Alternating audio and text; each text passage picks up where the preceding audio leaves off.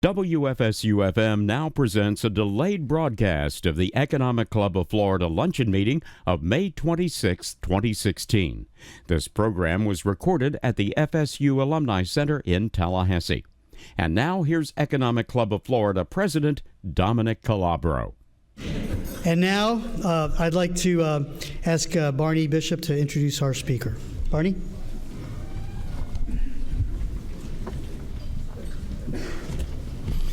Thank you, Dominic. Good afternoon. Let's try it again. Good afternoon. Hey, afternoon. Okay, great.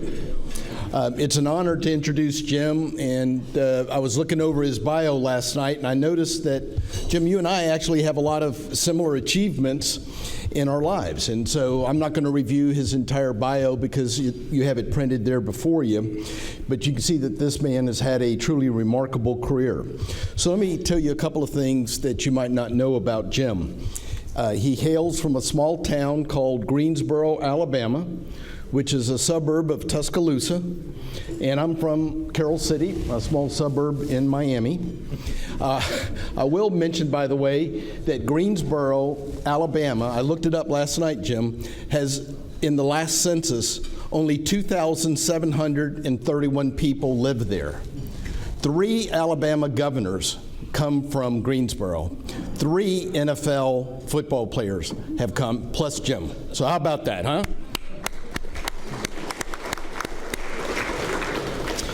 So Jim was a National Honor Society student and got an NHS scholarship to attend Bucknell University, where he graduated Phi Beta Kappa. I was valedictorian my senior year, Jim. I was an only child and I was homeschooled, but I still graduated first in my class. Jim and his wife don't have any children, and Shelby and I don't either. Jim is cited and quoted frequently in the Wall Street Journal, and I read it every day. Jim is an avid fisherman, and I love fish. I had it last night. Jim tells me he's also got a large stamp collection, and I lick stamps a couple times a week.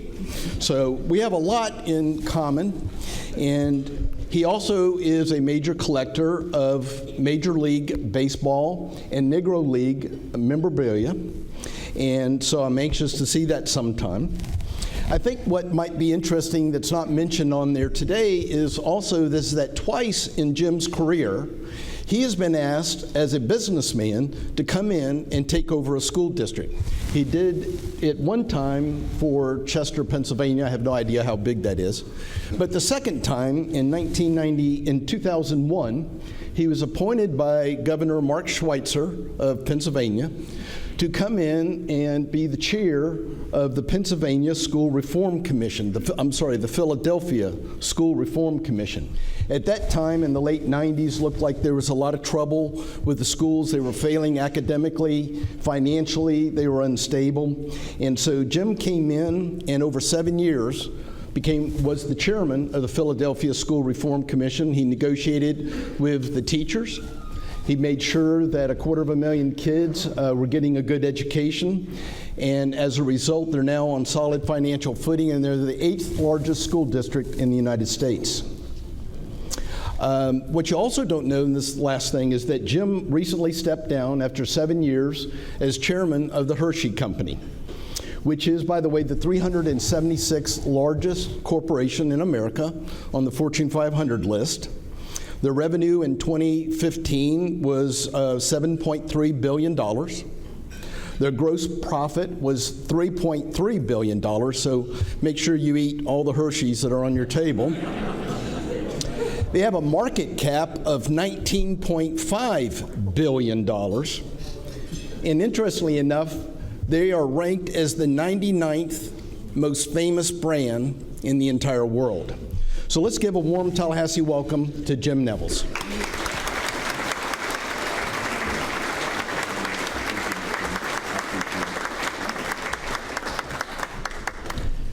$434, wow, that's rather remarkable. And a guy who was here that was around when dirt was created. I'm really glad to be here, and thank you all so much. This is indeed a far, far, far distant place. from Greensboro, Alabama, and I'm just really delighted to be here. And thank you, Barney. Your introduction was most gracious. But I should begin by noting something you could have said, but didn't. He did say that my name is Jim Nevels, but what he didn't say was that I should be unemployed, or impoverished, or imprisoned, or dead. I say that not as hyperbole, but rather as a simple fact of socioeconomic projection. I'm an African-American man born in the 1950s to a 16-year-old mother and 17-year-old father in Greensboro, Alabama. Neither mom nor dad was college educated, and we didn't have a penny to our names. Take those 6 facts and project them forward. The statistical likelihood that I would today be unemployed or impoverished or imprisoned or dead is significant. And the statistical likelihood that I would be standing before you here in this place and in this time is near zero. I am a living, breathing, statistical anomaly. Now, there is great temptation to attribute my success to me, to my moxie and grit and resolve that enabled me to get ahead despite these odds. But you know something? That would be false. It would be false humility for me to suggest that I did not work hard, take risks, and persevere. But I'm enough of a businessman, a business person, to be able to look with cold analytics at every situation, including my own, even my own. And the truth is that no level of moxie, grit, or resolve would have been sufficient to enable me to be here with you today without economic opportunity and access to capital. And I am gravely concerned about the decline in economic opportunity and access to capital in the United States today. I think it goes a long way to explaining the extraordinary events of our political economy. And I think the solution may be found in the history, yes, the history of chocolate. But let me first explain my premise. It starts with my dad. Bill Nevels moved his young family from Alabama to Fort Wayne, Indiana, and there he got a job at Fruhoff Trailers. Fruhoff Trailers doesn't exist anymore, nor does International Harvester, nor does great plants like Tokheim and Bomar, the creator of the panel for John Glenn's Friendship 7. They're all gone, and Fort Wayne is a shadow of itself. But Dad went to Fruhoff Trailers. He worked his way up from welder to foreman, ultimately to plant supervisor. And the Nevels were able to buy a modest home as a result. It wasn't fancy living, to be sure, but it meant something incredibly significant for my life. It meant that I was raised in a household where it was rational to contemplate success within the American economy. I was raised to pursue such success tenaciously because we had enough of a taste to know it was possible. And so when young Jim Nevels got a National Honor Society scholarship to Bucknell University, his dad was able to call the family banker, the late Tom Troutner, at People's Trust Bank in Fort Wayne, Indiana, and secure a guaranteed student loan using our family home as collateral to cover my room and board and my one-way Greyhound bus ticket to Lewisburg, Pennsylvania, where Bucknell was located.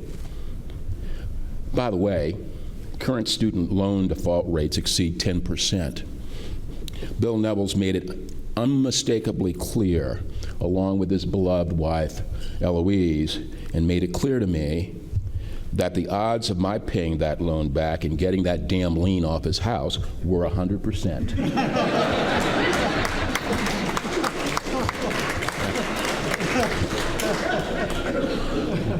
The capital that enabled me to go to Bucknell opened doors that my parents could not imagine.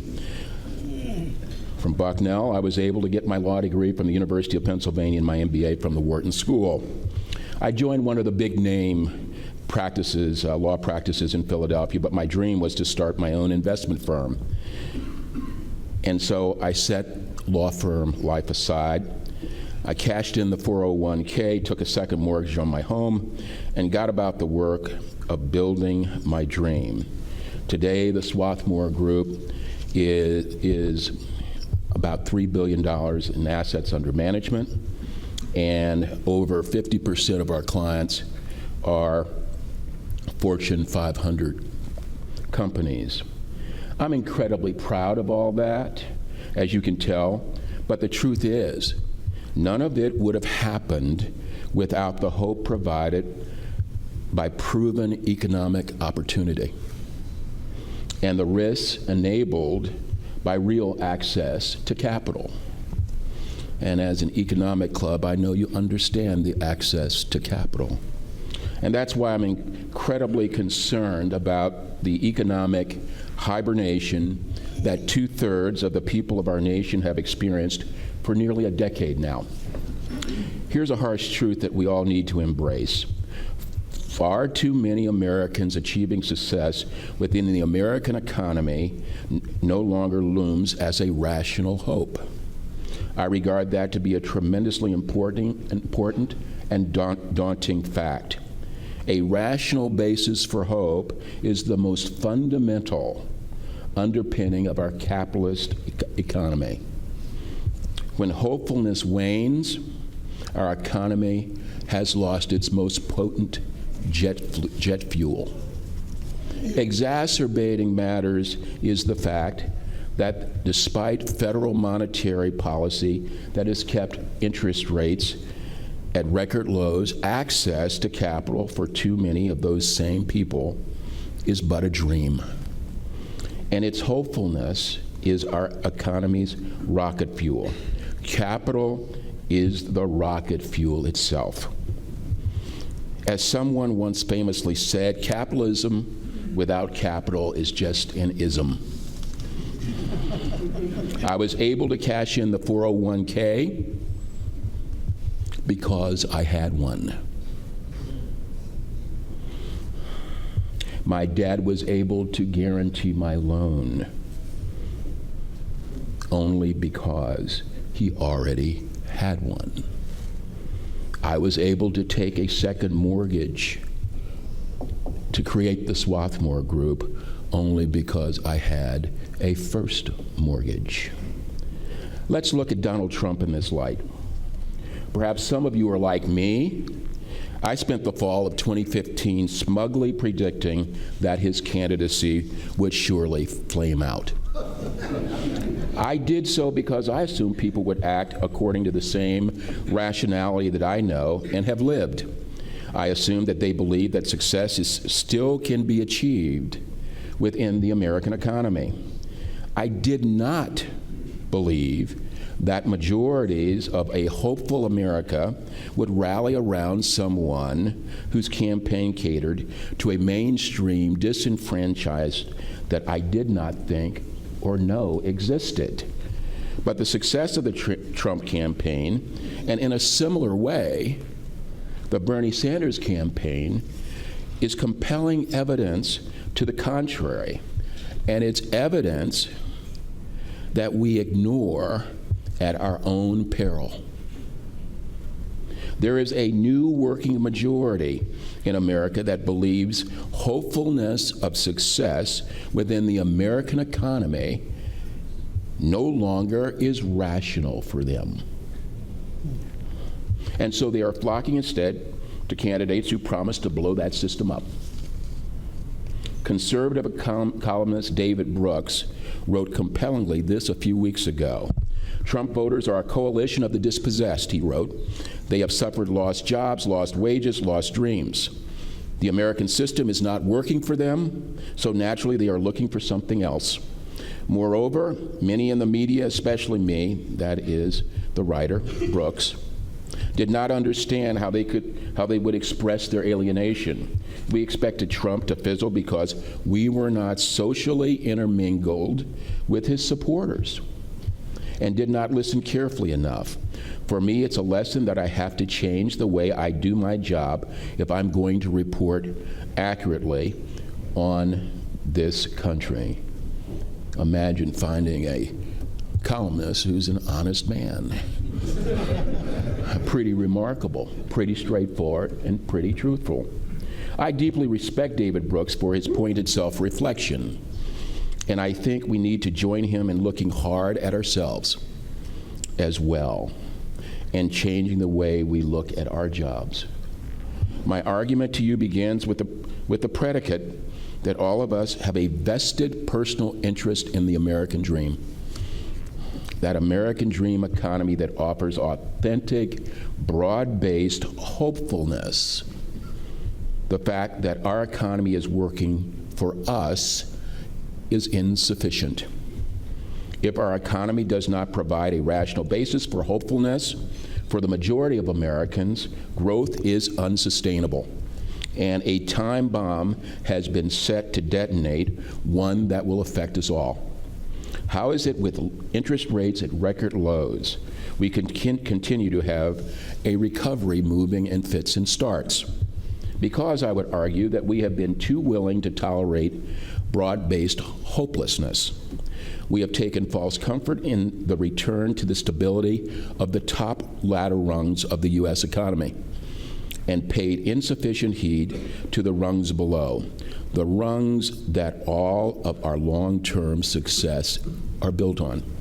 Indeed, one of the many hard truths I learned as chairman of the Federal Reserve Bank is that low interest rates do not mean loans. Not when bankers are being second-guessed deep in the bowels of the U.S. Treasury, the OCC, not when collateral requirements are raised to levels that make access to capital an ever more distant dream. So what do? I suggest we start with a lesson given to us by a great capitalist, the founder of the world's greatest confectionery company, Milton Hershey. When the Great Recession hit in 1929, Milton Hershey's Hershey Company was booming. And that was because at a difficult time, it persevered through that Great Recession.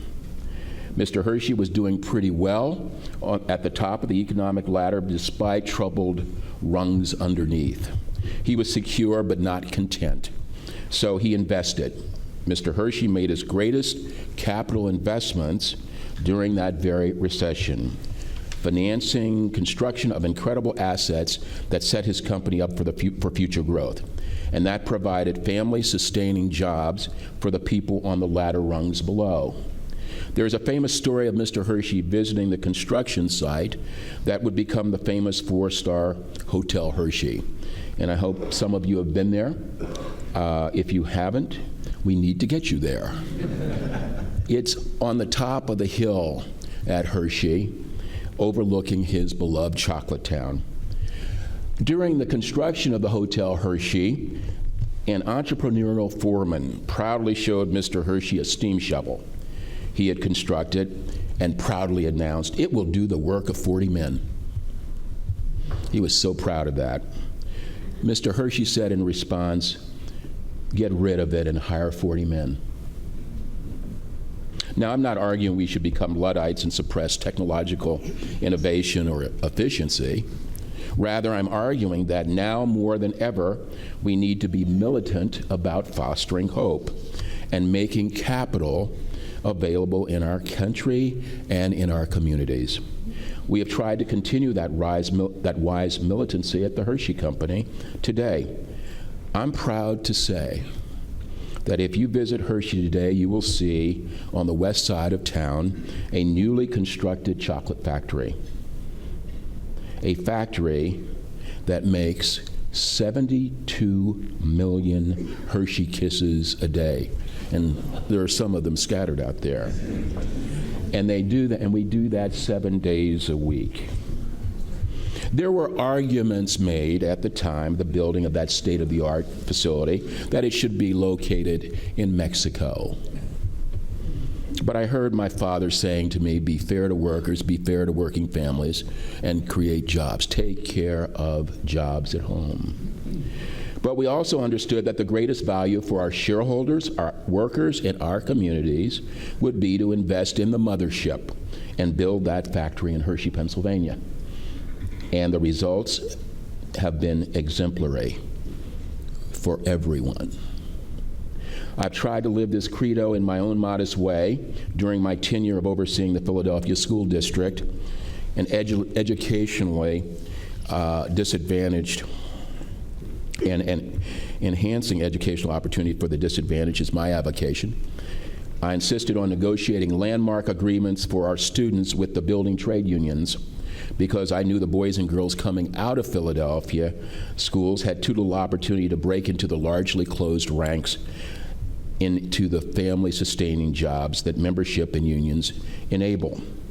Recently, I landed at the Philadelphia airport in the wee hours of the morning at the conclusion of a business trip, and to my great chagrin, the moving sidewalk was closed down. Not what I wanted to do at 2 o'clock in the morning.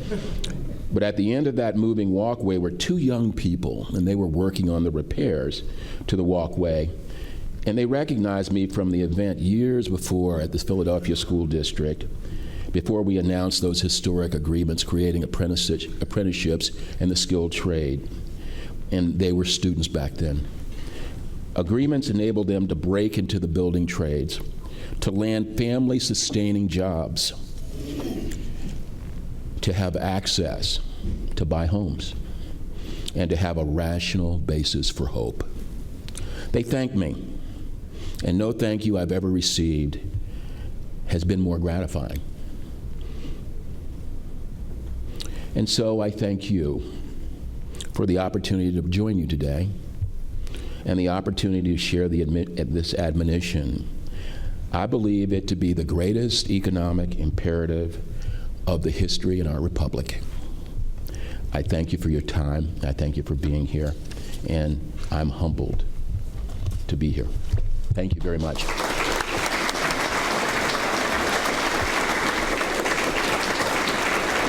Jim, thank you for a very, very provocative.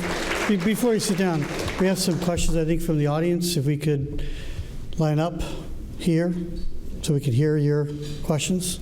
While someone begins to come to the audience, Jim, I want to ask you, we've heard this, I think it was from Dr. Martin Luther King, that the trajectory of human history is long and it tends to bend towards justice. It's not moving that way right now. So there's some things we must do to intervene to do that.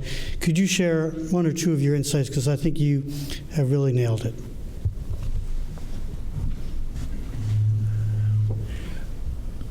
We're here because we're optimists, aren't we? So I'm very, very optimistic because I believe that we live in the greatest country on the face of the earth. And it is one that has the amazing ability to morph, change, and do great things. And I believe that we have a great opportunity to move forward, and that we will.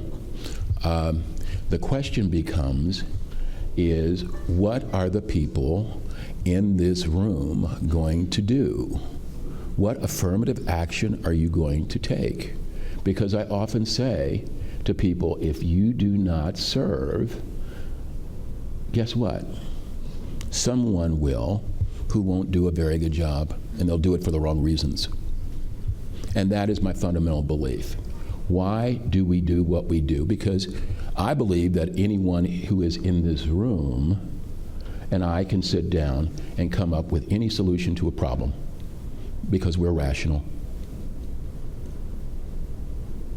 And it's time to inject that rationality back, and the sense of compromise, and the saying of good morning, please, and thank you, and to reestablish civility. We've got to start there. If we don't get that done, nothing's going to happen, because I can't hate someone who I know. That's why we refer to people as enemies. We we depersonalize them. Let's get personal again. Let's do deals. And one deal that I think that needs to be done, and I will say this, and I will anticipate a question, I think we need to create jobs. We have billions of dollars, trillions of dollars reposed offshore. And as a business person, Hershey has billions of dollars offshore. Why is that? Well, it's real straightforward. There's no inducement to bring it home.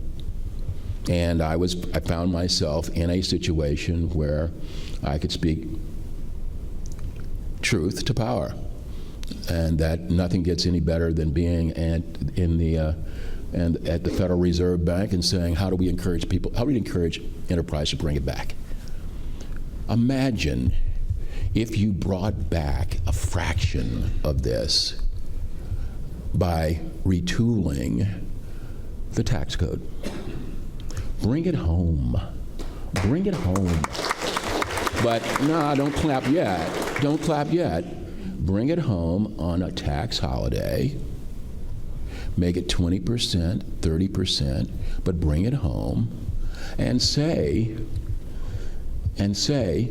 to corporations, and remember, I'm a rah-rah corporation guy,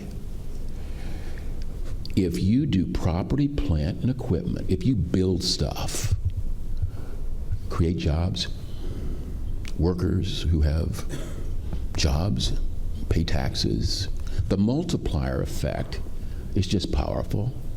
And, oh, by the way, corporation bringing back the capital, you can't repurchase stock for 5 years.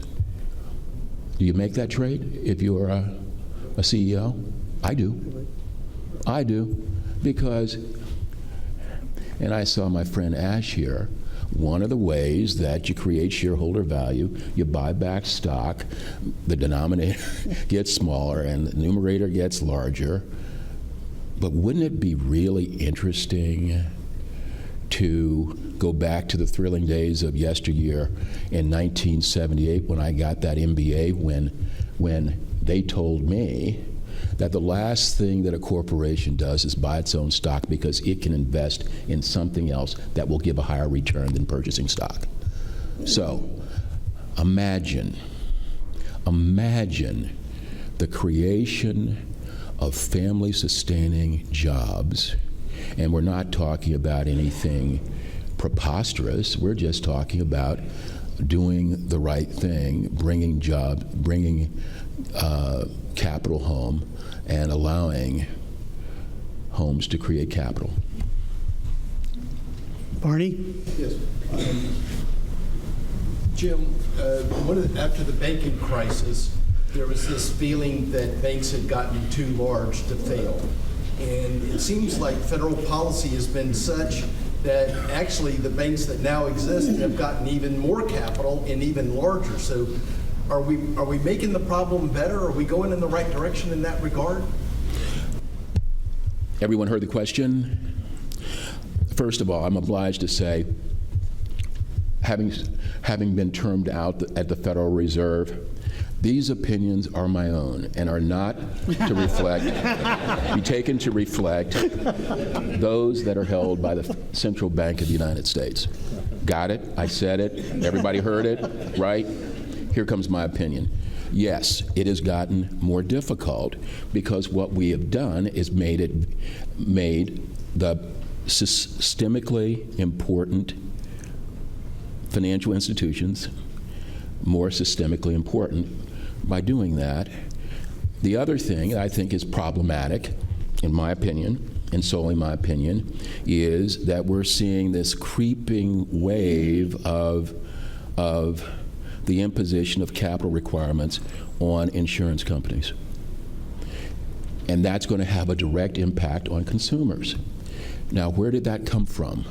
Well, what happened was the Basel II strictures, and some of you know about those, have resulted in the importation of capital requirements for U.S. domestic insurance companies, so that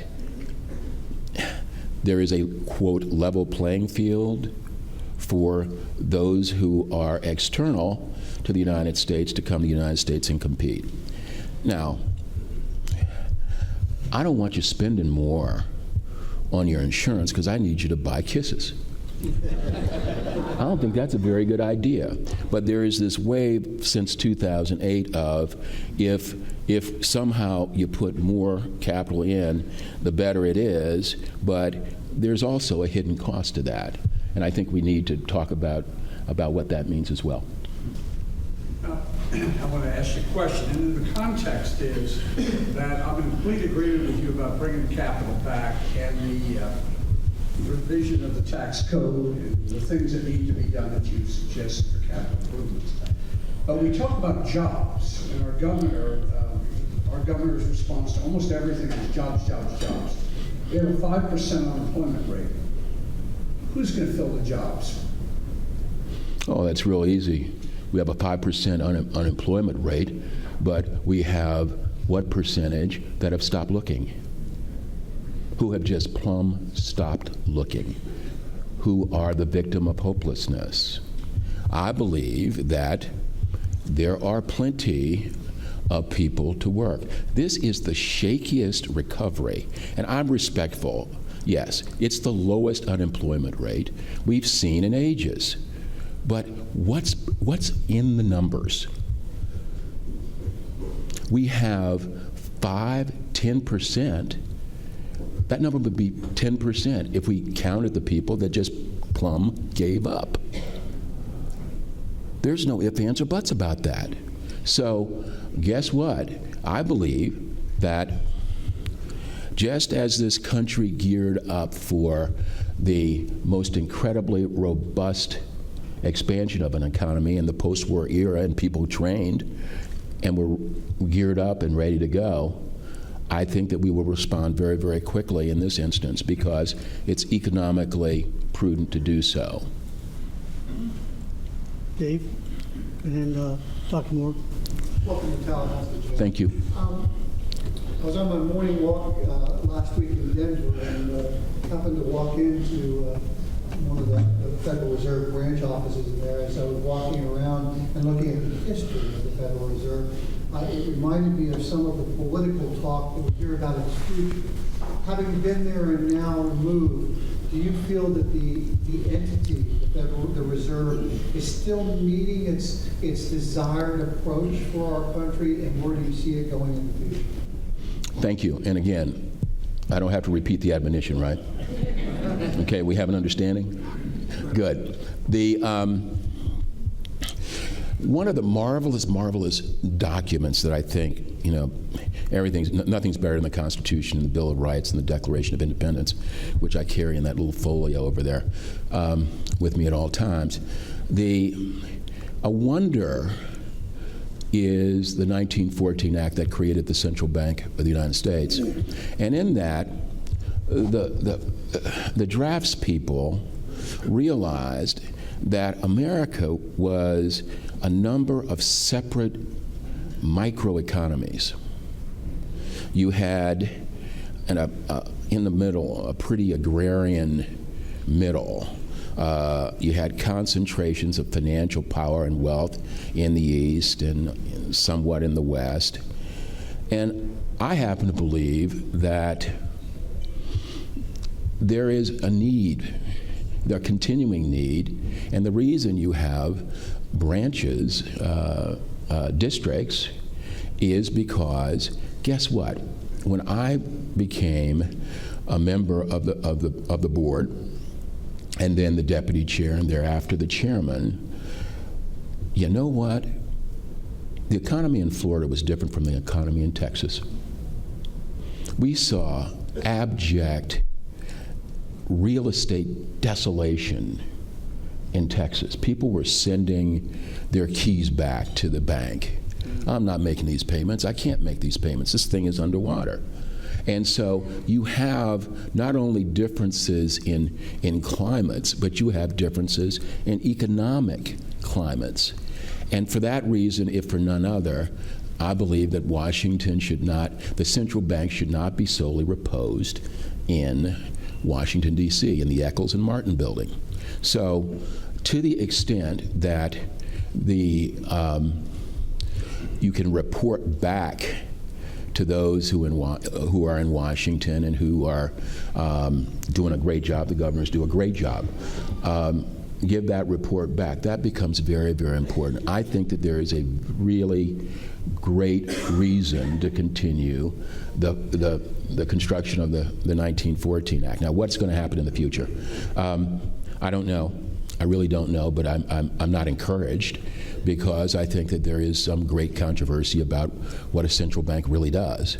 And when you look at the history, and Barney and I have been talking about this a lot because we've been riding around a bit, what becomes important is the reality that there were bank runs. There were in the 19th century, and even we saw some things happen even in the 20th century. And so that's the easy part. Not that it's easy to prevent that, but a central bank provides stability. You have no idea how close we were to financial Armageddon in 2008. You just don't know.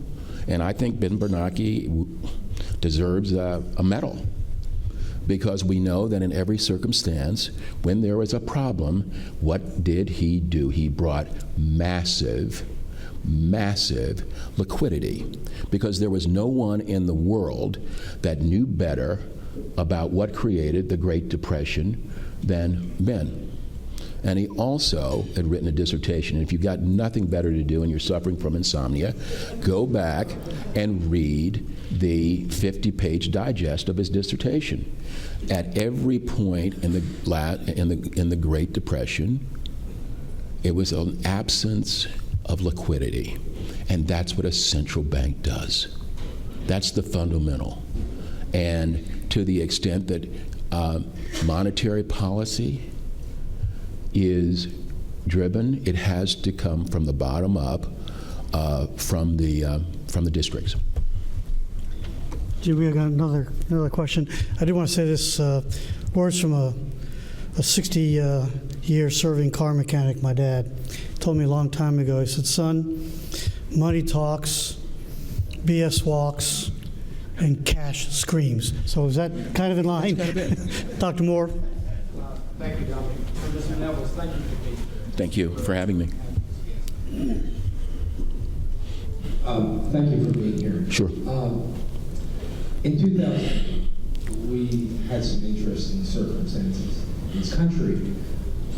The Fed intervened, and there's only recently been an audit which shows some interesting numbers. I always thought the numbers were 5 to 10 trillion, but the new audit shows like 20 trillion.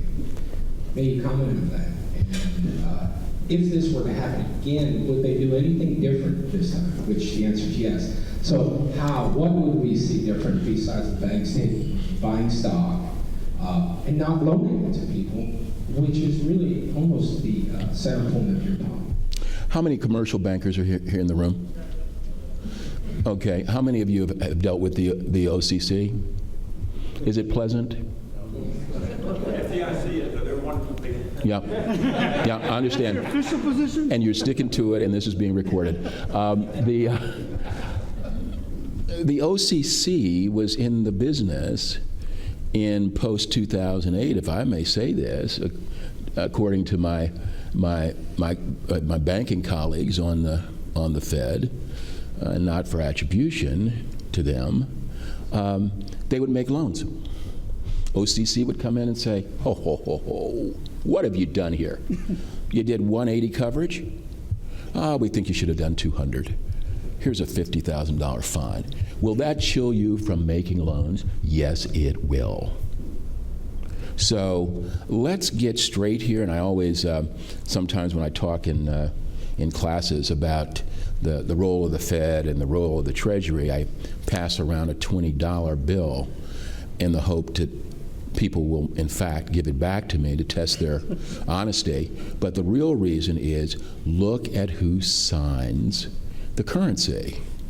And that person is different from the person that is keeping the central policy of the bank. my dry cleaners in Swarthmore, Pennsylvania, great guy.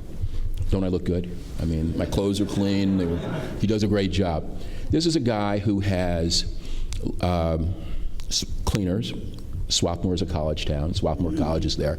And he has been waiting for 3 years trying to get a really fancy pressing machine, but he can't get it because he's loaned up on his house on the 2nd. And I said, John, happens to be his name, John, what will this machine allow you to do? And he goes, well, I can work. I can have somebody here 24/7 working. That's 3 jobs. That's 3 8-hour shifts. That's 3 families. But he doesn't have the capital to do it because he's loaned up. The Swarthmore group started on our life savings, including that of my boss, my wife, and her TIA-CREF, my 401k, and a second mortgage on the house. And out of that, we had a sum total of about $800,000. And Ash, that's not a well-capitalized investment advisory firm. I know, but it's 23 years later and we did okay. But what becomes important is that access.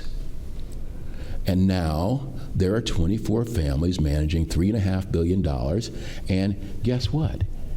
It might not have worked, but that was a decision for me to assess as to whether or not I was going to do it. You couldn't do that today if your life depended on it. You can't, because the regulation is onerous, the barriers to entry are even higher, and thank goodness you could do it 24 years ago. So the point of all this is you create the capital, you create the access to capital, the jobs are going to come. The jobs are going to be there, and people will gravitate toward that, and those who are not doing so well, guess what they'll do? They'll become skilled labor. They'll help that put to work those repatriated dollars to do property, plant, and equipment in the United States. Ash? 2 things, Jim. Welcome to Tallahassee. Thank you. Thank you for your service on the Fed. Thank you. I would say to those in this room who have heard various discussions about the Fed, I've had the pleasure of working with and knowing Chairman Bernanke for a while, Treasurer Geithner, Yep. Treasurer Paulson before him. I was very, very involved in what was going on in the world in the dim days of 2007. Oh, boy. And I can tell you, anyone who questions the Fed's actions, the Treasury's actions, simply doesn't understand, number one, what the alternatives were, number two, what the variables were, and number three, the difference between executive authority and responsibility Yes, sir. and the legislative branch. The former means you're responsible. You own the outcome. And if you do the wrong thing with live ammunition in real time, people get really hurt. Whole countries can get really hurt. And those decisions that were made, and I give George W. Bush credit as well, because he started every day at 7:30 with those gentlemen, made the right decisions and supported them at the right time. And where the tension came was with Congress. Yep. And there was a mention of audit earlier. One of the key things about financial institutions, public financial institutions that really work, is they have independence. That's something I'm fairly familiar with. Our institution is a constitutional body. We're completely independent, and it makes all the difference in the world. The Federal Reserve is the same. If it were a normal branch of the executive under Congress with the level of supervision that the other executive agencies are, I would argue we'd not be here. We'd Correct. be in some sort of financial abyss. So thank you for your service there. Second thing, big picture. You talk about bringing capital home, conditioning it on jobs and CapEx here in the States. Couldn't agree more. It seems to me there's another major avenue of opportunity that's open to our society that for whatever reason Congress has completely failed to respond to. It's an area the President has advocated vigorously and gotten nowhere on it, and that's infrastructure. If you think about the productivity of our economy, think about time you spend sitting in traffic Think about the billions of dollars in wasted energy through over 100-year-old electric that we depend on. Think about the volcanized communication systems we have compared to those in Asia or in That's right. certain Absolutely. parts of Western Europe. It makes no sense. When you consider that something on the order of 40% of all the bridges in the United States have an engineering rating of D or less, and yes, it's the same scale of A to E you're used to from school, that's outrageous. And we should be doing something about it. And to the extent we did do something about it, number one, there would be a return on that capital expenditure. Number two, productivity would go up, which has a lot to do with GDP and standard of living, which benefits everyone.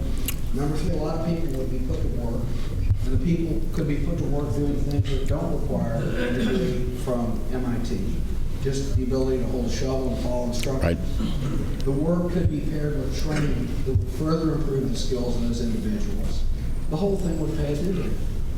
And it makes no sense in my mind that we're not doing that. And there are institutions like ours all over the world that are major infrastructure investors who are not investing in the U.S. Why is that? Because you can't trust the political policy regime under which the decisions are made. The UK, Western Europe, Australia, Asia have all set up national structures for infrastructure spending to encourage institutional investors. So pension money here in Florida is building infrastructure all over the world, but not so much in the U.S. That is lunacy. We've got a huge opportunity, one right under our noses, and we should embrace it. Well said. Well said. Ash is well said, but is there a question in there? I'm just kidding. Just kidding. Just kidding. Tom? Love it. As a sequel to Ash's good question, and one of the complexities I know you're dealing with, is comment briefly on negative interest rates encroaching from Germany and the European countries and all the problems they've had in currency devaluation and some of the implications, which aren't good enough. I really am not going to be dismissive about the question. I'm not worried about it. I'm simply not. There'll always be return here. One last question. Oh, Joe? Jed, very briefly, today's New York Times front page has a compelling story about a county in Charlotte, North Carolina, where Lowe's started. They moved out. The furniture industry's moved out. Biggest employers, 2,900 are employed in a chicken farm. Yet their unemployment went from 15% to 5%. But it's all the Hardee's stuff at the interstate. The quote at the end is, "We don't have an unemployment problem, we have a wage problem." Democrats look like they're going to come with a 15-hour proposal. What do you think the impact on the wage is with regard to the job market and the economy?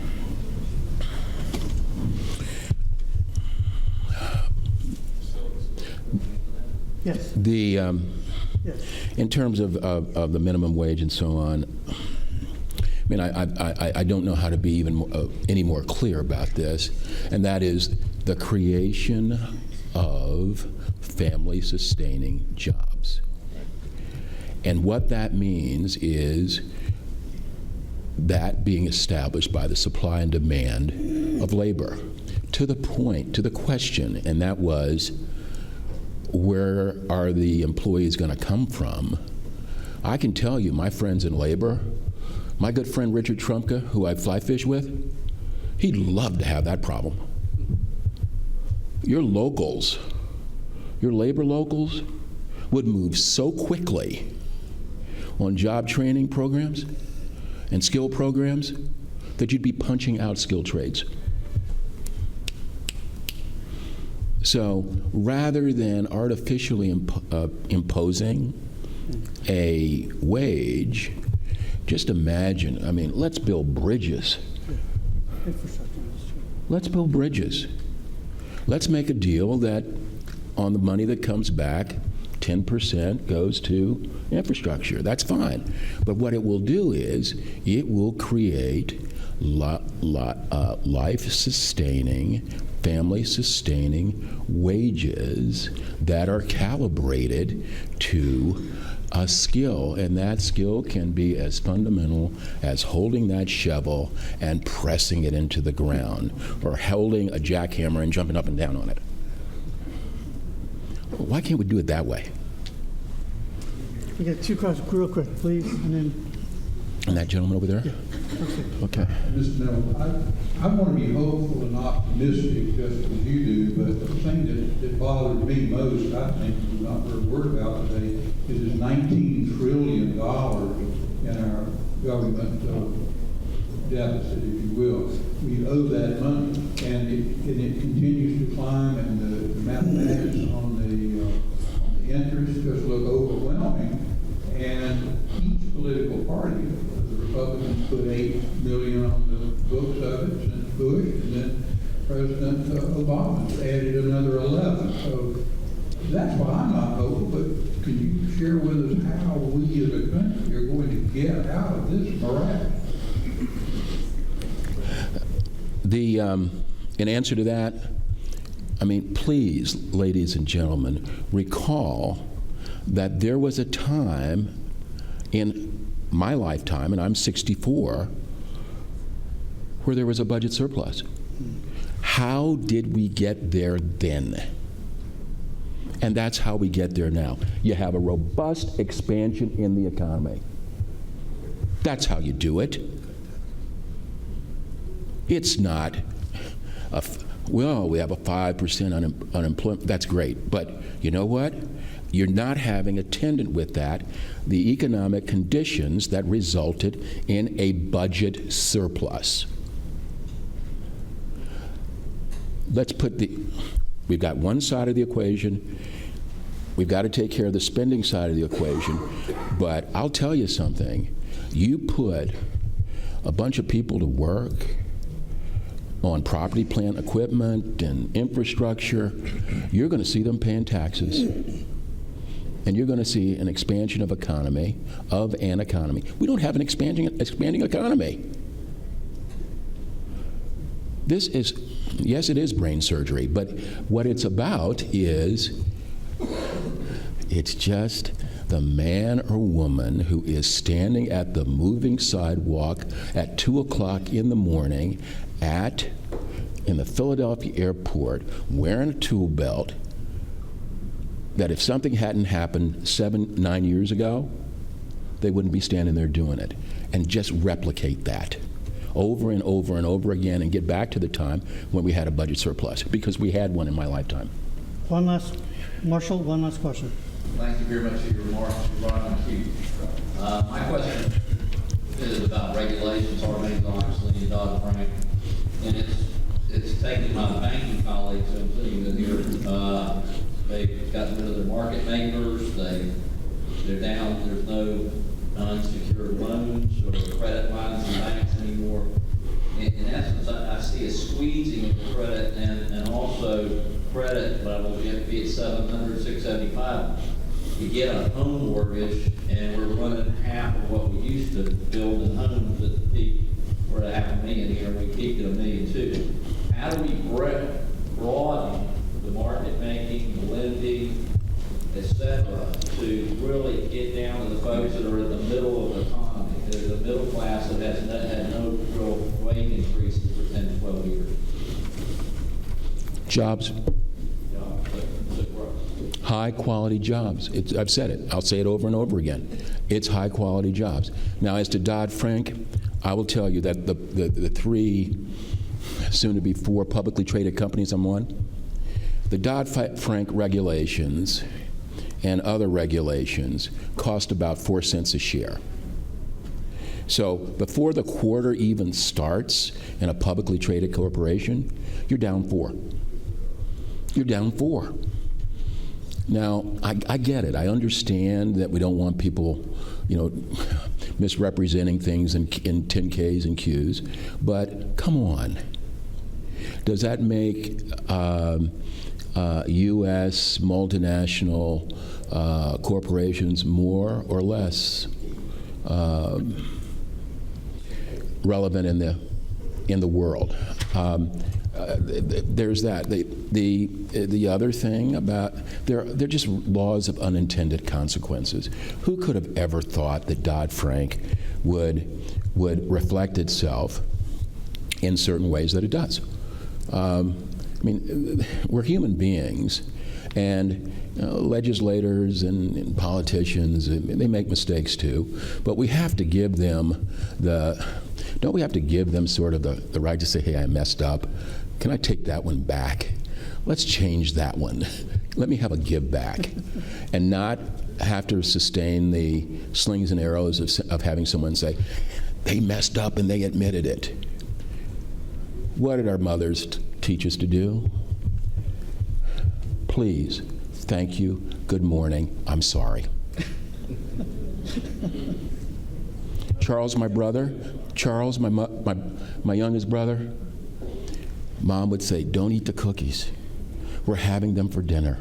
And sure shooting, he'd go and eat them. There'd be crumbs all over him. And Mom would say, I know you ate them. You got the evidence all over you. He would never admit it. And then he'd get thrashed. And I'd say, Charles, just say, I'm sorry. It makes it really hard for her to thrash you if you say you're sorry. So, can we say we're sorry and make the corrections that we need? Thank you. Thank you. Mr. Nevels, Jim Nevels. First, I want to thank Ash and Barney for helping to invite and get Jim Nevels here. Jim, it was a very, very provocative, thoughtful, and very enjoyable presentation.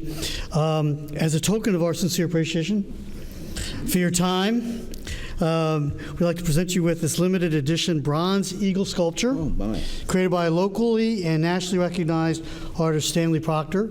We're actually going to have it engraved for you and sent to you so the TSA won't stop you. Yes, okay. Because of this threatening menace. Watch that. Can you get a picture? And I hope you'll all come to Hershey and see it in my office, will you? Please. This meeting's adjourned. Thank you. You've been listening to a delayed broadcast of the Economic Club of Florida luncheon meeting of May 26, 2016. This program was recorded at the FSU Alumni Center in Tallahassee. Join us again next time for another Economic Club of Florida luncheon meeting on WFSU-FM.